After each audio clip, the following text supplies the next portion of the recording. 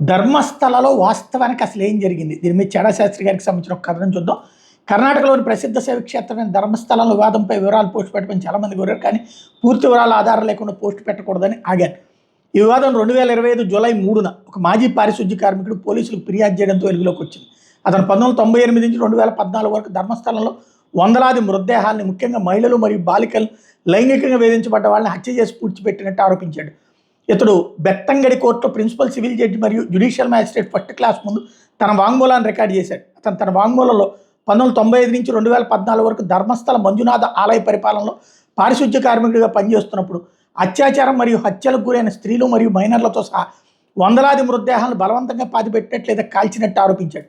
తనను కొట్టి హత్య చేస్తామని బెదిరించారని మరియు సూపర్వైజర్లు హెచ్చరించారని, అందుకే రహస్యాన్ని ఎన్ని సంవత్సరాలు బయటపెట్టలేదని చెప్పాడు.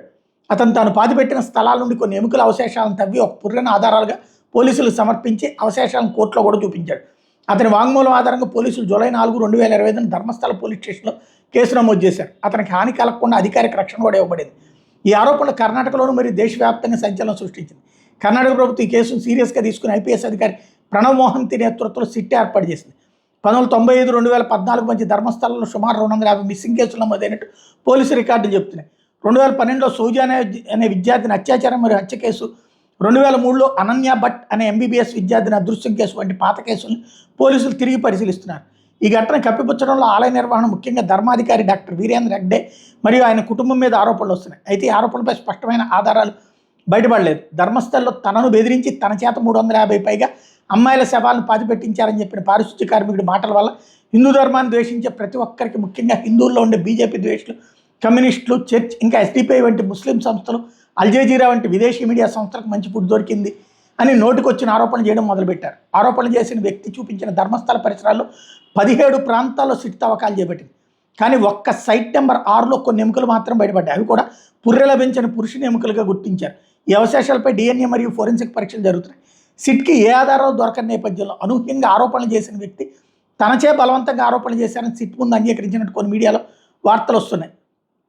తెలంగాణ టుడేలో వచ్చిన వార్త ప్రకారం తాను 2014 ధర్మస్థల వదిలి తమిళనాడు వెళ్ళిపోయానని, 2023లో కొందరు వ్యక్తులు తనను సంప్రదించి కుట్ర చేయమన్నారని, తాను సమర్పించిన పుర్రె ఈ కేసుకు సంబంధించింది కాదని, దాన్ని తాను సేకరించానని, తనపై వచ్చిన ఒత్తిడి కారణంగా తాను ధర్మస్థల వివాదాన్ని సృష్టించానని చెప్పాడట. అదేవిధంగా 2003లో తప్పిపోయిన ఎంబీబీఎస్ విద్యార్థిని అనన్య భట్ తల్లి కూడా అప్పుడు పరిస్థితులు బట్టి అటువంటి ఆరోపణలు చేశాను, నా దగ్గర ఆధారాలు లేవు, ప్రస్తుతం సిట్ పరిశోధనలో ఏ ఆధారాలు దొరకలేదు కాబట్టి ఆరోపణలు ఉపసంహరించుకుంటున్నానని చెప్పింది. నిన్న కర్ణాటక అసెంబ్లీలో హోమ్ మినిస్టర్ మాట్లాడుతూ సిట్ చేపట్టిన 17 స్థలాలు కేవలం 2 చోట్ల మాత్రం కాస్త ఎముకలు వంటివి దొరికాయి, అంతకు మించి భారీ ఎత్తున ఆధారాలు దొరకలేదు, ఆ ఎముకలతో పాటు అక్కడ మట్టిని కూడా పరీక్షలకు పంపుతున్నాం, అసలు ఈ ఆరోపణలు వెనక కుట్ర ఏమైనా ఉందనే కోణంలో కూడా పరిశోధన ఉంటుందని చెప్పాడు. మరోవైపు కర్ణాటక ముఖ్యమంత్రి డీకే ఎవడో ఏదో ఆరోపణలు చేస్తే కనీసం వాడి బ్యాక్గ్రౌండ్ చెక్ చేయకుండా సంచలన ఆరోపణలు చేయడం ఏంటి, సిట్ వేయడం ఏంటి అని అసహనం వ్యక్తం చేసి కుట్ర వెనక ఉన్న వాళ్ళని బయట పెట్టాలని కోరాడు.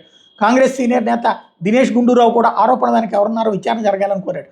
హిందూ మత సంస్థల మీద, మత పెద్దల మీద ఇటువంటి ఆరోపణలు చాలాసార్లు వస్తున్నాయి. గతంలో శంకరాచార్యుల మఠం మీద మరియు సాక్షాత్తు స్వామివారి మీద ఆరోపణలు వచ్చాయి. చివరికి విచారణలో ఆరోపణలు అన్నీ సృష్టించారని తెలియదు. దీనికి కారణం ఏంటి? ఏమైనా హిందూ గురువుల మీద, సంస్థల మీద ఆరోపణలు రాగానే కొన్ని హిందూ ధర్మ వ్యతిరేక సంస్థలు, ముఖ్యంగా అబ్రహామిక్ మతాల సంస్థలు, వాటి సానుభూతి పరులైన మీడియా వాళ్ళు యథావిధిగా వామపక్ష భావజాలంగా వారు పనిగట్టుకుని ఏ విచారణ జరగకముందే, ఆధారాలు పూర్తిగా దొరకకముందే ఈ గురువులను, సంస్థలు మీడియాలో ఎంతగా విమర్శిస్తారో, నెగిటివ్ వార్తకు ఎంతగా ప్రచారం కల్పిస్తారో, ఆ గురువులను మరియు సంస్థలను ఎంత బదనాం చేస్తారో మనకు తెలుసు. దానికి తోడు తాము అతి గొప్ప వారం, అతి ఉదారవాదులు అని 24 గంటలు నిరూపించుకోవాలని దొరదొన్న కొందరు హిందువులు కూడా తెలుసో తెలియకో హిందూ వ్యతిరేక ముఠాకు మద్దతుగా మాట్లాడుతూ హిందూగా పుట్టేందుకు సిగ్గుతో తలదించుకోవాలని ఉందని ఒకటి దగ్గర వస్తే అసలు ధర్మస్థల పేరు మార్చాలి ఇంకోటి మాట్లాడతాడు. మరొకడైతే అసలు మన హిందూ సంస్థల గురువులు ఫేక్ అంటూ అందరి మీద విరుచుకుపడుతూ ఉంటాడు. ఎవరైనా తప్పు చేస్తే విచారణ జరిగి శిక్ష పడాలి. కానీ ఇక్కడ హిందూ సంస్థల విషయంలో జరుగుతుంది ఏంటి? ఆరోపణలు రాగానే ఉరి తీసేయండి అనే లెవెల్లో ప్రచారం జరుగుతుంది. పోనీ ఇదే లెవెల్లో మిగతా మతాల గురువుల సంస్థల విషయంలో స్పందిస్తున్నారంటే లేదు. ఉదాహరణ, కేరళలో చర్చిల్లో ఆడవాళ్ళకి భద్రత లేదు, ఫాదర్స్, బిషప్స్ మమ్మల్ని శారీరకంగా వేధిస్తున్నారు నన్సు స్వయంగా మీడియా ముందు చెప్పిన, చర్చిల్లో నూతుల్లో నన్సు శవాలు దొరికిన ఆ వార్తలు ఒకసారి వార్తల్లోకి వచ్చి మాయమైపోతాయి. అలాగే ఈ మధ్యన యూపీలో హిందూ అమ్మాయిలను, స్త్రీలను టార్గెట్ చేసి ఒక ఇస్లామిక్ గురువు మరియు సంస్థ 1500కి పైగా హిందూ స్త్రీలను ట్రాప్ చేసినట్టు, ఈ ఆపరేషన్ కోసం 100 కోట్ల నిధులు విదేశాల నుండి వచ్చినట్టు రుజువులు దొరికిన ఈ మీడియా ముఠా కానీ, సోకాళ్ళు సెక్యులర్ హిందూ నెహ్రూ కుటుంబ బానిసల ముఠా కానీ వాటి మీద ఒక్క మాట మాట్లాడదు. ఏమిటి వీళ్ళ అజెండా అని ప్రశ్నిస్తున్నారు చెడా శాస్త్రి గారు.